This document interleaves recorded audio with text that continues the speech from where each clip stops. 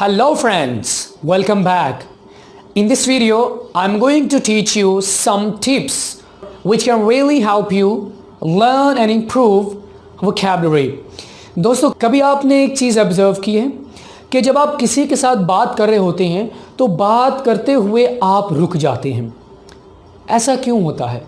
जी, ऐसा उस वक्त होता है जब आपके पास वर्ड्स नहीं होते, बिकॉज आप वर्ड्स के बगैर कभी भी अपने मैसेज को एक अच्छे वे में कन्वे नहीं कर सकते। तो अगर आप चाहते हैं कि आप अपनी वोकैबुलरी को एक्सपैंड करें तो आपने मेरे साथ ये लेक्चर एंड तक देखना है, क्योंकि इस लेक्चर के अंदर मैं आपको कुछ टिप्स बताऊंगा जिनको आप अप्लाई करके अपनी वोकैबुलरी को एक्सपैंड कर सकते हैं। तो चलिए आज का लेक्चर स्टार्ट करते हैं। सबसे पहली जो टिप है वो है रीड, वॉच और लिसन। अब आप सोच रहे होंगे कि हम रीडिंग किस तरह करें, वॉचिंग हम क्या चीज़ वॉच करें, और अगर हम लिसनिंग करें तो हम क्या चीज़ लिसन करें।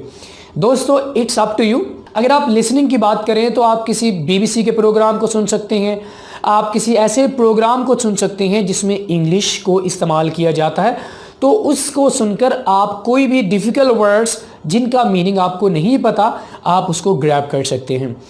अगर आप वॉचिंग की बात करें, आई वुड पर्सनली सजेस्ट कि अगर आप मूवीज़ देखना चाहते हैं तो आप उन मूवीज़ को देखें जिनके नीचे इंग्लिश में सबटाइटल्स दिया होता है।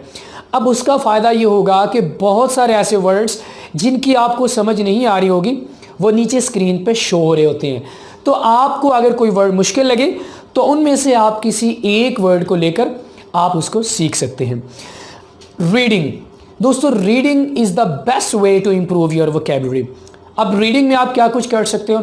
आप किसी जर्नल को पढ़ सकते हो, आप मैगज़ीन को पढ़ सकते हैं, आप किसी तरह की भी रीडिंग कर सकते हैं, आप डॉन न्यूज़पेपर को पढ़ सकते हैं। रीडिंग एक बेस्ट वे है जिसको इस्तेमाल करके आप बहुत सारी वोकैबुलरी सीख सकते हैं, लेकिन इससे पहले आपको थोड़ी सी अपनी हैबिट बनानी पड़ेगी। जैसे कि मैं डॉन न्यूज़पेपर कल पढ़ रहा था तो उसमें मैंने एक वर्ड पढ़ा, precarious. Precarious, this was a new word from him. तो मैंने इसको कैसे लर्न किया?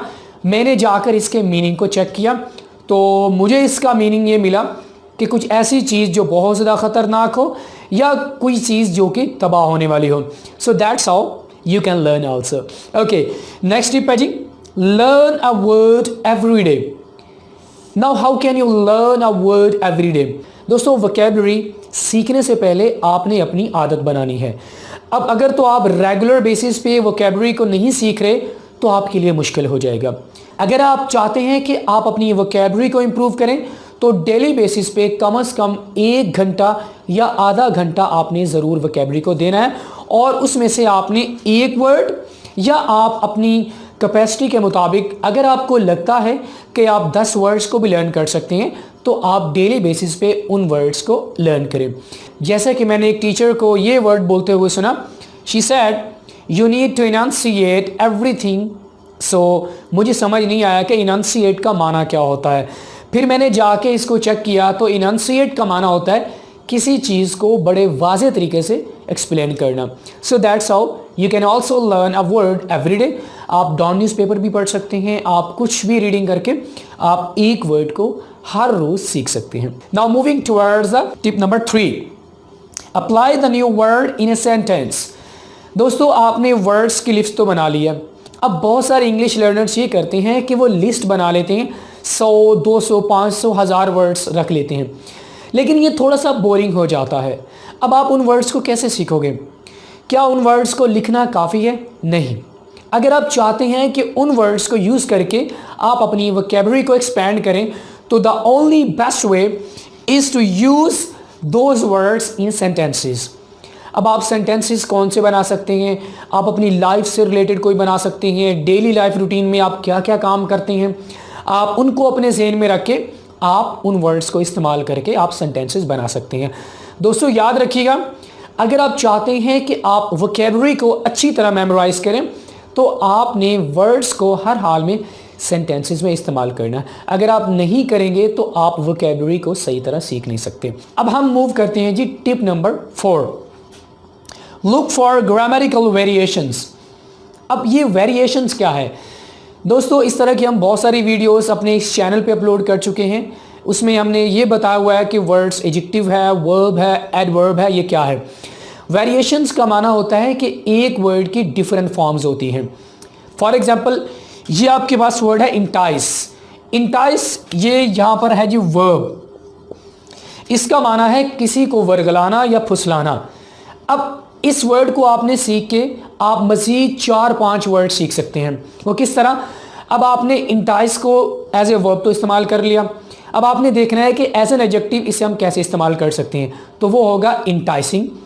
अगर आप इसे एज एन एडवर्ब यूज़ करना चाहते हैं तो आप कहेंगे इंटाइसिंगली, और अगर आप इसे पास्ट पार्टिसिपल में लेके जाना चाहते हैं तो आप कहेंगे इंटाइस्ड। तो देखा आपने, एक ही वर्ड को लेके आपने 3-4 वर्ड्स को सीख लिए। तो अगर आप चाहते हैं कि आप इस तरह 3-4 वर्ड्स को सीखें तो आपने हर एक वर्ड की ग्रामेटिकल फॉर्म्स या वेरिएशंस को चेक करना है, साथ में मीनिंग भी देखना है, ताकि आप एक वर्ड को लेकर बहुत सारे वर्ड सीख सको। ओके, टिप नंबर 5 है जी, लर्न एसोसिएशंस एंड कनेक्शंस। दोस्तों, जिस तरह के अभी मैंने आपको बताया कि इंटाइस को इस्तेमाल करके आप बहुत सारे और वर्ड्स की फॉर्म्स को सीख सकते हैं, इसी तरह आपने क्या करना है कि आपने एक वर्ड लेना है। जिस तरह हम इसी वर्ड इंटाइस को लेते हैं, यह आपके पास वर्ड है जी इंटाइस। अब आपने क्या करना है कि आपने उसके सिनोनिम्स, एंटोनिम्स आपने वो फाइंड आउट करने की कोशिश करनी है ताकि आप मज़ीद वर्ड्स को सीख सको। अब इंटाइस के अगर आप सिनोनिम देखो तो इसके सिनोनिम बनते हैं टू टेम्प्ट और टू डिज़ायर, ये इसके हो गया जी सिनोनिम।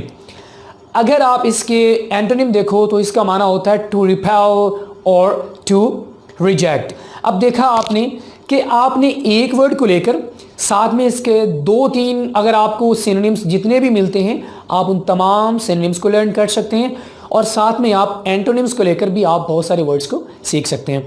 तो this is the best tip that you can apply in order to improve or enhance your vocabulary. अब हम मूव करते हैं जी tip number 6, always carry a notepad with you.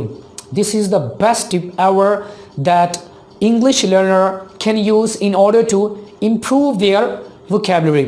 आप कुछ भी पढ़ रहे हो, आप रीडिंग कर रहे हैं, आप किसी चीज़ को वॉच कर रहे हैं, आप लिसनिंग कर रहे हैं, तो मेक श्योर कि आपके पास रजिस्टर हो या आपके पास नोटपैड हो। तो जहाँ पर भी आप रीडिंग के दौरान आपने किसी डिफ़िकल्ट वर्ड्स को फाइंड आउट किया, आपको कोई मिला या कोई ऐसा वर्ड आपको मिला जो आपके लिए न्यू था, अब आपने करना क्या है कि आपने उस वर्ड को अपनी नोट पैड पे आपने उसको नोट डाउन कर लेना है और बाद में जाकर आपने उसका मीनिंग फाइंड आउट कर लेना है। तो अगर आप ऑन द स्पॉट उस वर्ड को आप नोट डाउन कर लेते हैं तो आप वर्ड्स को सीख जाएंगे। अगर आपने मौके पे उस वर्ड का नोट डाउन नहीं किया तो आप उसको भूल सकते हैं। तो आपने क्या करना है, आपने नोटपैड अपने साथ लेके जाना है। अब इसका फ़ायदा ये होगा कि आप ट्रैवल कर रहे हैं, आप सोए पड़े हैं, आप कहीं पे आप बैठे हुए हैं, तो अगर आपके पास नोटपैड होगा तो फ़ौरन आप वर्ड को क्या कर लोगे, नोट डाउन कर लोगे और आप उसका मीनिंग चेक करके आप उस वर्ड को सीख सकते हैं। Tips number 7, make flash cards. अब ये फ्लैश कार्ड्स क्या होता है?